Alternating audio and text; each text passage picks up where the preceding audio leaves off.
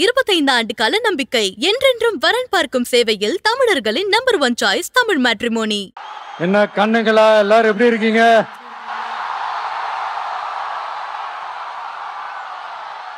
சாப்பிட்டீங்களா எல்லாரும்? சாரி, கொஞ்சம் லேட் ஆயிடுச்சு.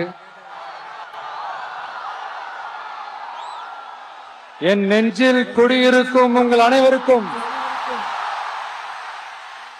என்னுடைய வணக்கம்.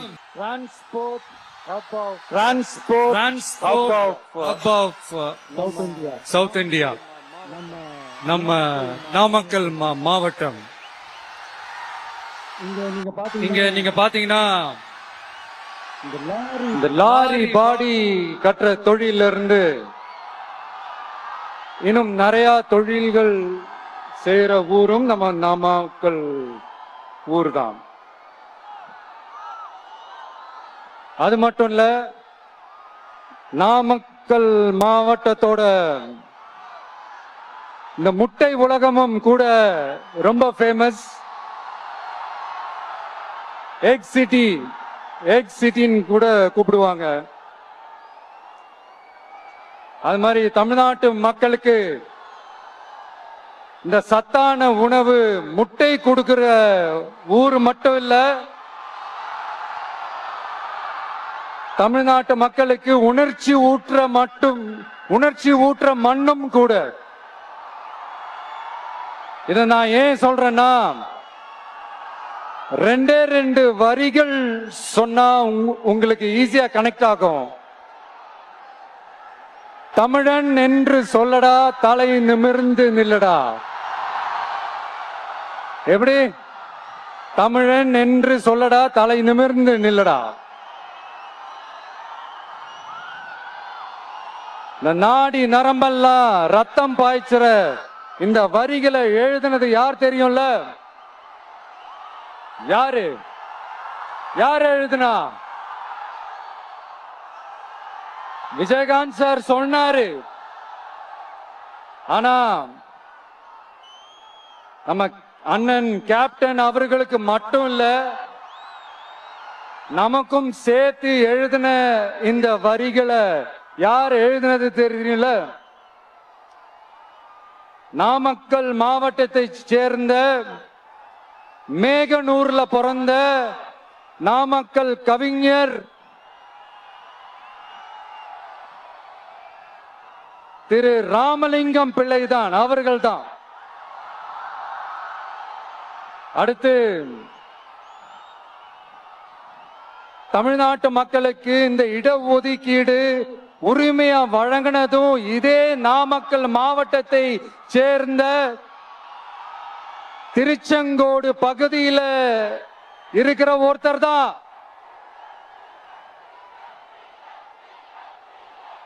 நம்ம சென்னை மாகாணத்தோட முதலமைச்சரா இருந்த சுப்பராயன் அவர்கள். அவர்தான் அந்த மாபெரும் மனிதர். மக்களுக்கு இடஒதுக்கீடு உரிமைய வழங்கினதுல இவருக்கு மிகப்பெரிய ஒரு பங்கு ஒன்று இருக்கு. அதுதான் இந்த கம்யூனல் GO 1071 அதை கொண்டு வந்து பட்டியலின மக்களுக்கும் பிற்படுத்தப்பட்ட மக்களுக்கும் இத வழங்கினாரு. அதனாலதான் அவரு முதலமைச்சரா பதவியேற்றதுக்கு அப்புறம் முதல் தமிழர் அப்படின்ற அந்த பெருமையோட சொன்னது மட்டும் இல்லாம, இதே நாமக்கல்ல அவருக்காக ஒரு மணிமண்டபம் கட்டுவோம்னு வாக்குறுதி நம்பர் 456 கொடுத்தது யாரு?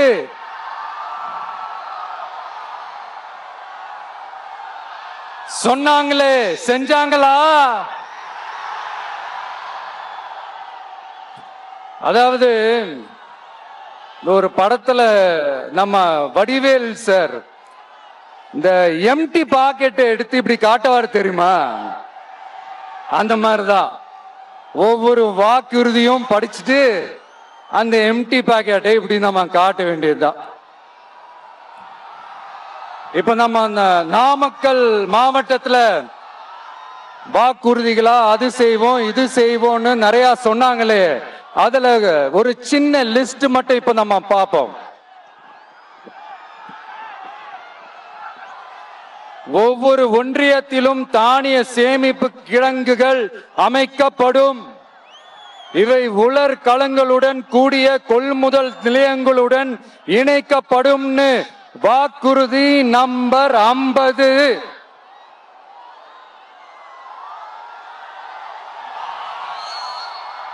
கொப்பரை தேங்காயை தமிழக அரசே கொள்முதல் செய்யும்.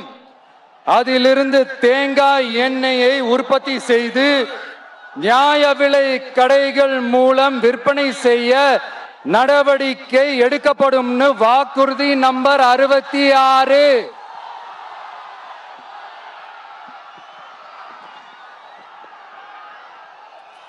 நியாய விலை கடைகளில் நாட்டு சர்க்கரை, வெல்லம் ஆகியவற்றை விநியோகம் செய்ய நடவடிக்கை எடுக்கப்படும். வாக்குறுதி நம்பர் 68. அரசு ஊழியர்கள் மற்றும் ஆசிரியர்களுக்கு மட்டும் இல்ல, போக்குவரத்து ஊழியர்களுக்கும் பழைய ஓய்வூதிய திட்டம் செயல்படுத்தப்படும். வாக்குறுதி நம்பர் 152. இதெல்லாம் சொன்னாங்களே, செஞ்சாங்களா? இப்ப நம்ம நாமக்கல் மாவட்டத்துக்கு வருவோம். ஒரு நாளைக்கு 5 கோடி முட்டைகள் உற்பத்தி செய்யப்பட்டு உலகம் முழுவதும் ஏற்றுமதி ஆகிற இந்த நாமக்கல் மாவட்டத்தில் அந்த முட்டைகள் வீணாகாம பாதுகாப்பா வைக்க முட்டை சேமிப்பு கிடங்குகள் அமைக்கணும்ன்ற அந்த கோரிக்கையும், பாக்டீரியா மற்றும் வைரலாஜிக்கல் பரிசோதனையை மேற்கொள்ள ஆராய்ச்சி மையம் அமைக்கணும்ன்ற கோரிக்கையும் பல ஆண்டுகளா இருக்கு. ஆனா அதை இதுவரைக்கும் ஆண்ட கட்சிகளும் சரி, இப்ப ஆளும் கட்சிகளும் சரி, அதை பத்தி கொஞ்சம் கூட யோசிக்கவே இல்லை. அப்புறம் திமுக எம்எல்ஏவுக்கு சொந்தமான ஒரு மருத்துவ கல்லூரியில் நடைபெற்ற கிட்னி திருட்டு, அதுதான் நாடறிஞ்ச விஷயமாச்சு. அதை நான் திருச்சியிலே பேசியிருந்தேன். ஆனா அதுல நம்ம நாமக்கலை சேர்ந்தவங்க தான் அதிகமா பாதிக்கப்பட்டிருக்கிறதா சொல்றாங்க. அதிலும் குறிப்பா விசைத்தறியில் பணிபுரியும் ஏழை பெண்களை குறிவைத்து அந்த கிட்னி திருட்டு நடந்திருக்குன்னு சொல்றாங்க.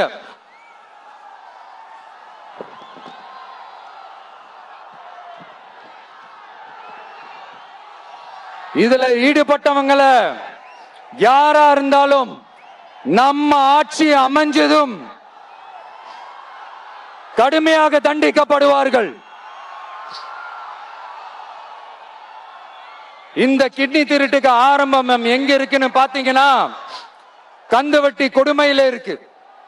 அதாவது விசைத்தறி தொழிலாளர்களோட வாழ்க்கை தரத்தையும் பொருளாதாரத்தையும் இந்த ஏமாற்று மாடல் திமுக அரசு மேம்படுத்தாத காரணத்தால அவங்க கிட்னி விற்கிற அளவுக்கு தள்ளப்பட்டிருக்கிறாங்க. இது எவ்வளவு பெரிய ஒரு கொடுமை! விசை தொழிலாளர்களோட வாழ்க்கை தரத்தையும் பொருளாதாரத்தையும் மேம்படுத்த தேவையான தீர்வுகளை யோசிச்சு உறுதியா எங்க தேர்தல் அறிக்கையில சொல்வோம். சாரி,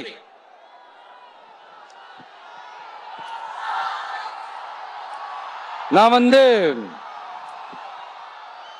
இந்த சுற்றுப்பயணத்துல எல்லா ஊருக்கும் போகும்போது ஒரே விஷயத்தை தான் மக்கள் ரிப்பீட்டடா நம்ம கிட்ட சொல்றாங்க. அடிப்படை சாலை வசதி, குடிக்க நல்ல குடிநீர், ஒரு நல்ல மருத்துவ வசதி இல்ல, நல்ல டாக்டர்ஸ் இல்ல, பெண்கள் பாதுகாப்பு. இதத்தான் அவங்க கேட்கிற இந்த அடிப்படை விஷயங்கள். அவங்க பெருசா எதுவுமே கேட்கறது இல்ல. என்னப்பா இந்த விஜய் எங்க போனாலும் கேள்வியா கேட்கிறாரு, இவர் வந்தா என்ன செய்வாருன்னு கேட்டதுக்கு 2 இடத்துல அதுக்கான விளக்கத்தை ஒண்ணு சொன்னோம். கல்வி, ரேஷன், மருத்துவம், குடிநீர், அடிப்படை சாலை வசதி, மின்சாரம், போக்குவரத்து, பெண்கள் பாதுகாப்பு, சட்டம் ஒழுங்குன்னு இந்த மாதிரி அடிப்படை விஷயங்கள்ல எந்த சமரசமும் இல்லாம கரெக்டா செய்யப்படும்னு சொன்னோம். இதத்தானே எல்லாரும் சொன்னாங்க. அதே தான் இவரும் சொல்றாரு. இவர் என்ன புதுசா என்ன சொல்லிட்டாரு? புதுசா எதுவுமே சொல்லலையே. ஐயா, அரசியல் மேதைகளே, பெரியவங்களே, ஒரு மனுஷனுக்கு சாப்பிடறதுக்கு நல்ல சோறு, படிக்கிறதுக்கு நல்ல கல்வி, குடிக்கிறதுக்கு நல்ல குடிநீர், அவனை பார்த்துக்கிறதுக்கு நல்ல மருத்துவ வசதி, வேணுங்கிற இடத்துக்கு போயிட்டு வர்றதுக்கு நல்ல போக்குவரத்து, அதுக்கான சாலை வசதி, பாதுகாப்பான ஒரு வாழ்க்கை, இதுதானே ஒரு மனுஷனுக்கு அடிப்படை தேவை. இன்னைக்கும் இது நம்ம எல்லாருக்கும் இது தேவைதானே. அப்புறம் அதை சரியா செய்வோம்னு சொல்றது தானே சரி. அதனாலதான் சொன்னோம், எது நடைக்கு சாத்தியமோ, எது உண்மையோ அதை மட்டும் தான் சொல்லுவோம், அதை மட்டும் தான் செய்வோம். இந்த திமுக மாதிரி பொய்யான வாக்குறுதிகளை எப்பவுமே கொடுக்க மாட்டோம். புதுசா சொல்லுங்க, புதுசா சொல்லுங்கன்னா என்னத்த சொல்றது? எனக்கு புரியலையே. என்னத்த புதுசா சொல்றது?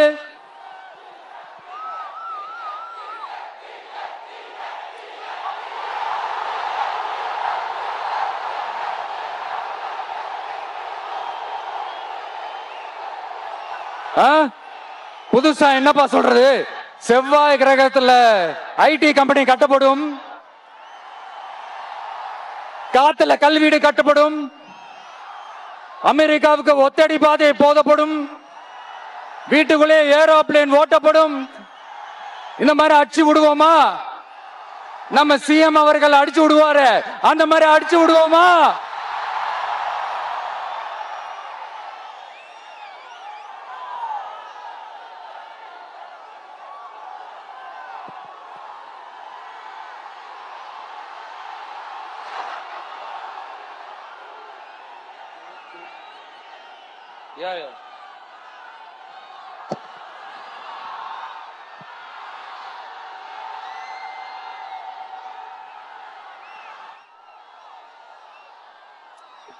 நான் ஏற்கனவே சொன்னதை தான் இங்க நான் திரும்பவும் சொல்றேன். ஒண்ணு, இந்த பாசிச பாஜக அரசோட எப்பவுமே நாங்க ஒத்து போக மாட்டோம். ஒண்ணு. ரெண்டாவது, இந்த திமுக அரசு மாதிரி அண்டர் கிரவுண்ட் டீலிங், மறைமுக உறவுக்காரர்களா இந்த பாஜகவோட எப்பவுமே நாம இருக்க மாட்டோம். ரெண்டு. மூணாவது, மூச்சுக்கு முன்னொரு தடவை அம்மா அம்மா அம்மான்னு சொல்லிக்கிட்டு ஜெயலலிதா மேடம் சொன்ன அந்த விஷயத்தை டோட்டலா மறந்துட்டு ஒரு பொருந்தா கூட்டணியா ஒரு கூட்டணியை ஒண்ணு அமைச்சுக்கிட்டு கேட்டா தமிழ்நாட்டோட நலனுக்காக இந்த பாஜகவோட கூட்டணி வச்சிருக்கோம்னு சொல்லிக்கிறாங்களே, அவங்கள மாதிரியும் நாம இருக்க மாட்டோம். இல்ல, நான் தெரியாம தான் கேக்குறேன். இந்த பாஜக அரசு தமிழ்நாட்டுக்கு என்ன செஞ்சுட்டாங்க? நீட்டை ஒழிச்சிட்டாங்களா? கல்விக்கு தேவையான அந்த நிதியை முழுசா கொடுத்துட்டாங்களா? இல்ல, தமிழ்நாட்டுக்கு தேவையான எல்லா விஷயங்களையும் தான் சரியா செஞ்சுட்டாங்களா? அப்புறம் எதுக்காக இந்த சந்தர்ப்பவாத கூட்டணின்னு நான் கேட்கல. புரட்சி தலைவர் எம்ஜிஆர் அவர்களோட உண்மையான தொண்டர்கள் அவங்க கேக்குறாங்க. சரிப்பா, அவங்க கூட்டு பொரியல் அப்பளம்னு எதையாவது கிண்டிக்கிட்டோம், நமக்கு எதுக்கு? மக்களே, இன்னொரு முக்கியமான விஷயம், இத கவனமா கேளுங்க. அதிமுக பாஜக நேரடி ஒரு உறவுக்காரர்கள்னு எல்லாருக்குமே தெரியும். அவங்களோட கூட்டணி மேல மக்களுக்கு எந்த ஒரு நம்பிக்கையும் இல்லைன்னு எல்லாருக்குமே தெரியும். ஆனா அட் த சேம் டைம் இந்த திமுக குடும்பம் இந்த பாஜகவோட அண்டர் கிரவுண்ட் டீலிங், மறைமுக உறவுக்காரர்களா இருக்காங்கன்றது தயவு செஞ்சு மறந்துடாதீங்க. வரப்போற தேர்தல்ல, அடுத்த வருஷம் வரப்போற தேர்தல்ல நீங்க திமுகவுக்கு ஓட்டு போட்டீங்கன்னா அது பாஜகவுக்கு ஓட்டு போட்ட மாதிரி.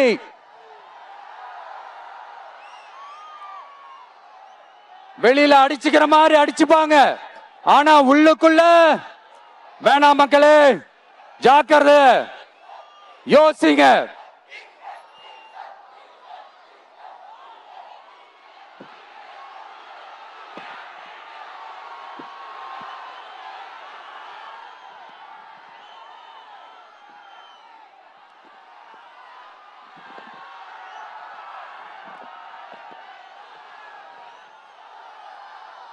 அதனாலதான் மறுபடியும் சொல்றேன், திரும்பவும் சொல்றேன், 2026ல ஒண்ணு இன்னொன்னு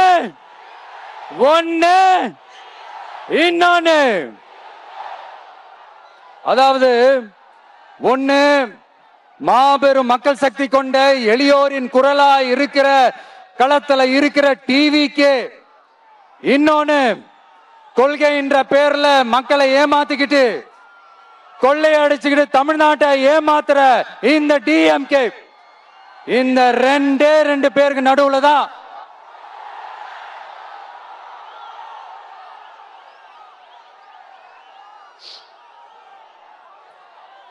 இப்படி ஒரு மோசமான ஒரு ஆட்சியை கொடுக்கறாங்களே. இந்த திமுக அரசு மறுபடியும் ஆட்சிக்கு வரணுமா? உங்க உண்மையான மக்களாட்சி, மனசாட்சி உள்ள மக்களாட்சி, உங்க நம்ம டிவிக்கு மறுபடியும் ஆட்சி அமைக்கணுமா? சாரி, இப்ப ஆட்சி அமைக்கணுமான்னு கேட்டேன். சாரி. நண்பா, நண்பி, தோழா, தோழி, என் மேல இவ்வளவு நம்பிக்கை வச்சிருக்கிறீங்களா? என்ன இவ்வளவு நம்புறீங்களா? பார்த்தலாம், ஒரு கை பார்த்தலாம். சத்தியமா சொல்றேன், நானும் ஒரு 2-3 வாரத்துக்கு முன்னாடி என்னமோ ஏதோ நினைச்சேன். பார்த்தலாம், சத்தியமா பார்த்தலாம். கான்பிடண்டா இருங்க மக்களே, நல்லதே நடக்கும், வெற்றி நிச்சயம். மீண்டும் சந்திக்கும் வரை நன்றி, வணக்கம். உங்கள் மகன் மற்றும் மகளுக்கு சிறந்த துணையை தேர்ந்தெடுக்க தமிழர்களின் நம்பர் 1 சாய்ஸ் தமிழ் மேட்ரிமோனி. 1000க்கும் மேற்பட்ட வெற்றிகரமான திருமணங்கள், 25 வருட நம்பகமான வரன் பார்க்கும் சேவை. இன்றே தமிழ் மேட்ரிமோனி ஆப்பை டவுன்லோட் செய்யுங்கள். முல்லை பெரியாறு அணை பின்னணியில் எழுதப்பட்ட நீர் அதிகாரம் நாவல் இப்போது ஆடியோ ஃபார்மேட்ல விகடன் பிளேல. விகடன் ஆப்பை இன்ஸ்டால் பண்ணுங்க, பிளே ஐகானை கிளிக் பண்ணி நீர் அதிகாரம் நாவலை லிசன் பண்ணுங்க.